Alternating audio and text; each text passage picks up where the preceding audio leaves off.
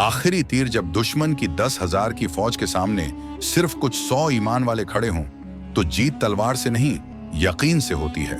रेगिस्तान जल रहा था, तलवारें चमक रही थीं, दुश्मन घमंड में था और मुस्लिम लश्कर खामोश था। एक नौजवान मुजाहिद कमान थामे खड़ा था, उसके पास सिर्फ 3 तीर बचे थे। उसके साथी ने कहा, तीर संभाल कर चलाना बहुत कम है।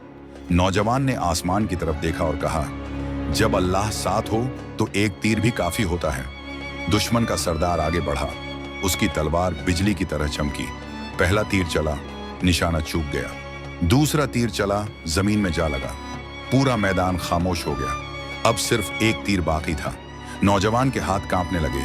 उसने आंखें बंद की और कहा, या अल्लाह, ये तीर नहीं, मेरा यकीन है। तीर छोड़ा गया और सीधा दुश्मन के सरदार के सीने में जा लगा। दुश्मन के कदम लड़खड़ा गए और पूरी फौज का हौसला टूट गया। इस्लाम का इतिहास गवाह है, जीत हमेशा ज्यादा तलवारों की नहीं होती, बल्कि मजबूत ईमान की होती है।